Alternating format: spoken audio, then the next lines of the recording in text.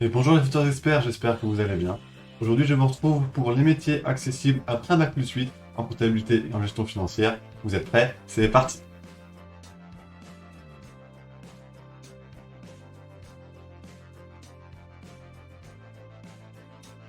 vous voulez devenir l'expert de demain en comptabilité et en gestion, bienvenue sur cette chaîne.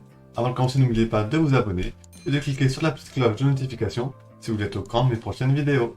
Les deux professions qu'on retrouve généralement accessibles après ce niveau de formation sont l'expert comptable et le commissaire aux comptes. Concernant la profession d'expert comptable, le plus pertinent serait de passer par la filière d'expertise, c'est-à-dire le DCG en Bac+3, le DSCG en Bac+5 et ensuite le diplôme d'expertise comptable en Bac+8. On peut également arriver en DEC à apparaître un master CCA. Concrètement, vous allez devoir valider 3 années d'expert comptable stagiaire au sein d'un cabinet comptable avec un tuteur expert comptable confirmé. Vous allez devoir rédiger un mémoire et une fois que vous aurez validé votre DEC, vous devrez vous inscrire à l'ordre des experts comptables. Une fois expert comptable, vous serez principalement recruté dans les cabinets d'associés, les cabinets libéraux ou éventuellement les grandes entreprises. En termes de rémunération, vous serez en début de carrière à peu près entre 38 000 et 46 000 euros bruts par an, ce qui nous fait un salaire en moyenne entre 2 300 et 3 000 euros net par mois. Alors ça, c'est que le salaire fixe, hein. Il y a des choses qui vont se rajouter par-dessus. Et après quelques années de pratique et d'expérience, de dossiers clients de plus en plus conséquents, vous pourrez obtenir un salaire entre 60 000 et 110 000 euros bruts par an, qui équivaut à un salaire mensuel net allant de 4 000 à 7 000 euros. Être qualifié d'expert comptable, c'est à la fois détenir un titre professionnel et exercer la profession associée. Par contre, pour pouvoir exercer cette profession d'expert comptable, vous devez obligatoirement être inscrit à l'ordre des experts comptables et vous devez prêter serment et vous serez donc soumis à une déontologie très rigoureuse.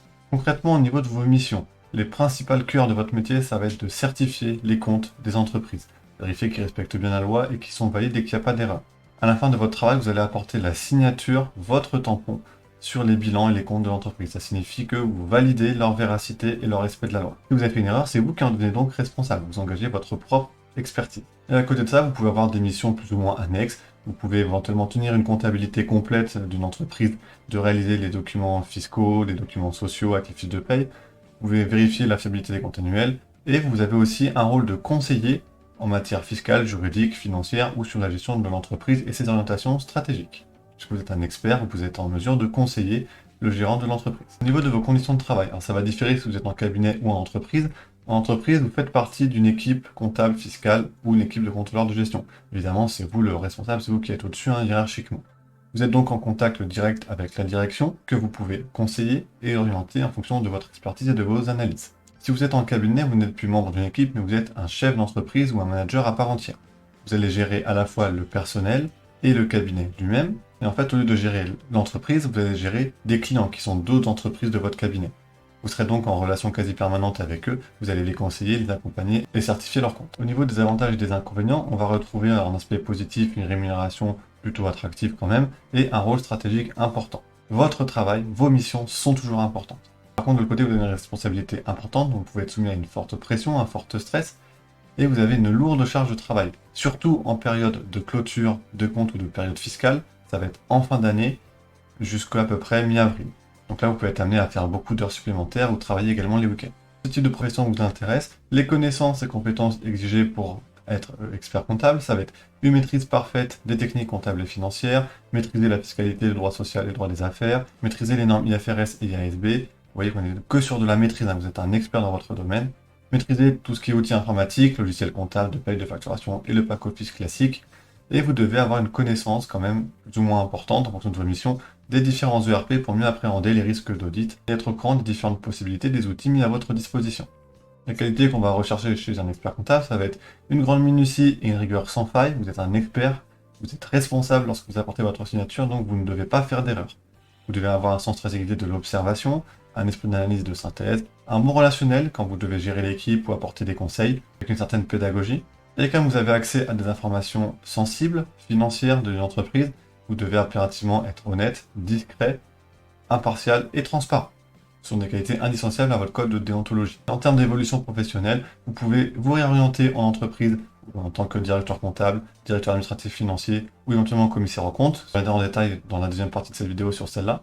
Vous pouvez également rester dans votre cabinet et grimper les échelons, devenir expert comptable associé du cabinet en achetant des parts. Vous pouvez choisir d'être indépendant et lancer votre propre activité d'expert comptable et de conseil.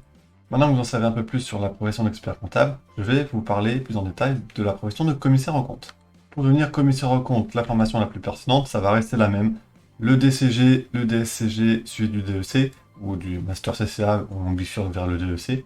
Vous avez, comme en expert comptable, 3 années de commissaire aux comptes stagiaire à valider. Vous devez également valider le certificat préparatoire en fonction de commissaire aux comptes, donc le CPF CAC. Et vous devez, comme l'expert comptable s'inscrit à l'ordre d'expert comptable, vous devez vous inscrire à la Compagnie nationale des commissaires aux comptes. Petit point important, si vous venez pas du DSCG ou du Master CCA mais d'une autre filière, c'est possible de basculer vers un DEC par la suite. Vous devez, en plus des 3 années et du CPF CAC, valider un deuxième certificat qui est le certificat d'aptitude aux fonctions de CAC, donc le CAF CAC. C'est une obligation supplémentaire quand vous venez d'une autre filière. Une fois commissaire aux comptes, vous allez travailler principalement dans des cabinets d'audit, des cabinets d'expertise comptable ou des sociétés de commissaires aux comptes. En termes de rémunération, un CAC débutant va avoir un salaire avoisinant les 38 000 à 45 000 euros bruts par an, ce qui fait un salaire net mensuel entre 2 500 et 3 000. Là, c'est que un salaire fixe sans les commissions, sans les primes, sans tout ça. Et ensuite, après quelques années de pratique et d'expérience, vous allez pouvoir prétendre à un salaire allant de 55 000 à 60 000 euros bruts par an, ce qui fait un salaire mensuel net de 3 500 à 4 000 euros. Le commissaire aux comptes, il intervient auprès d'une entreprise pour certifier l'exactitude et la régularité des comptes publiés par les sociétés. Et cette certification, cette vérification, elle intervient lorsque les actionnaires font appel au commissaire aux comptes dans le cadre d'un audit légal. En fonction de la structure de la société, en fonction de sa taille, de son chiffre d'affaires, de son bilan, il peut être obligatoire pour elle de faire appel à un commissaire aux comptes pour valider les comptes. En fait, c'est une obligation légale. En tant que commissaire aux comptes, vos missions, ce sera de prendre connaissance de l'environnement d'entreprise dont vous allez contrôler, vérifier les particularités, vous allez bien comprendre comment tout ça fonctionne, analyser du coup les documents financiers, les comptes annuels de l'entreprise, mener une enquête interne afin de contrôler s'il n'y a pas eu de fraude, si les comptes qu'on vous présente sont bien les vrais, s'il n'y a pas eu de falsification. Vous pouvez également avoir un rôle de conseil auprès du chef d'entreprise, comme d'habitude dans les domaines fiscaux, sociaux, le droit des affaires et en matière de gestion d'entreprise. Vous êtes quand même en doctorant, vous avez une expertise, donc vous avez le niveau pour conseiller un gérant d'entreprise. Une fois votre mission achevée, vous avez vérifié les comptes, pareil, vous apposez votre signature, vous avez dit que les comptes sont validés, sont vérifiés et respectent bien la loi, et vous rédigez un rapport général dans lequel vous présentez vos conclusions. Et vous pouvez ainsi délivrer, avec ou sans réserve, la certification ou la refuser. Si les comptes sont conformes à la loi, il n'y aura aucun souci, vous pourrez apporter votre certification. Petit détail important, le commissaire aux comptes vérifie l'exactitude des documents financiers par rapport à la loi. Vous devez donc être neutre et totalement indépendant vis-à-vis de la société que vous contrôlez. Au niveau des conditions de travail du commissaire aux comptes, le plus souvent vous travaillez en cabinet, on a dit audit, expert ou société de commissaire aux comptes, et comme l'expert comptable, vous êtes soumis à beaucoup de règles déontologiques. Vous êtes souvent sous les ordres d'un directeur associé du cabinet, et les missions se déroulent généralement en équipe. Vous êtes également très souvent du coup en déplacement dans les entreprises que vous allez auditer, contrôler, donc il faut avoir une certaine mobilité géographique. Petit point spécifique, vous intervenez dans la société à cause d'une obligation légale. Donc le dirigeant, en général, ne vous accueille pas avec bienveillance. Il se peut qu'il vous donne très peu d'indications, très peu d'aide pour faire votre travail. Vous êtes souvent perçu comme une contrainte et comme ils ont vite envie de se débarrasser. Un petit peu comme un contrôleur des impôts. Même si on est en règle, ça fait jamais plaisir de le voir arriver. Au niveau des avantages et des inconvénients, la rémunération peut être très attractive en fonction des aspects variables de votre rémunération. Et chaque jour est différent. Il n'y a pas de routine, il n'y a pas de monotonie. Les sociétés que vous contrôlez sont totalement différentes. L'inconvénient, par contre, c'est que vous avez une responsabilité très importante. Vérifiez que les comptes correspondent à la loi. Donc, quand vous certifiez, vous êtes responsable. Ça peut avoir une certaine forme de pression ou de stress vis-à-vis de vos missions.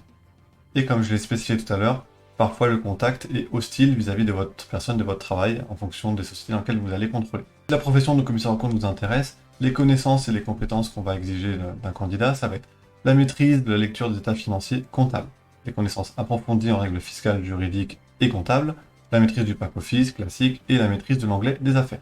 Tout comme expert comptable, l'expérience va se faire durant la formation, durant les 2 à 3 années en tant qu'assistant junior de commissaire aux comptes. C'est lorsque vous êtes commissaire aux comptes stagiaire en fait. La qualité qu'on va rechercher, ça va être une grande minutie et une rigueur sans faille. Vous êtes un doctorant, vous êtes un expert, vous ne devez pas faire d'erreur, vous êtes responsable. Un bon sens et une intuition dans la recherche et l'explication des comptes. Parfois, tout n'est pas forcément ordonné comme il faudrait, donc c'est à vous d'être suffisamment rigoureux et instinctif pour identifier les erreurs. Vous devez également être indépendant, avoir un sens critique et une aptitude à mener à bien des investigations. Vous êtes un petit peu un enquêteur. Vous devez avoir une grande disponibilité et une forte capacité de travail, un esprit d'analyse et de synthèse. Et comme expert comptable, vous avez des règles déontologiques, donc vous devez être honnête, discret, impartial et être transparent dans votre rapport. Et en termes d'évolution professionnelle, si vous voulez repartir en entreprise, vous pouvez basculer en tant que contrôleur de gestion, auditeur interne ou directeur comptable.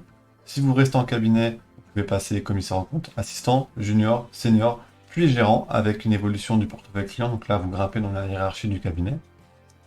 Ou vous pouvez également être indépendant et monter votre propre activité de commissaire en compte. Voilà, j'espère que cette vidéo vous a plu, vous a permis d'y voir plus clair sur la profession d'expert comptable et de commissaire en compte. Avant de partir, n'hésitez pas de liker, partager, commenter. Abonnez-vous si ce n'est pas encore fait et n'oubliez pas la petite cloche de notification si vous voulez être au courant de mes prochaines vidéos. N'hésitez pas à regarder mes autres vidéos si vous voulez devenir expert de demain. À bientôt.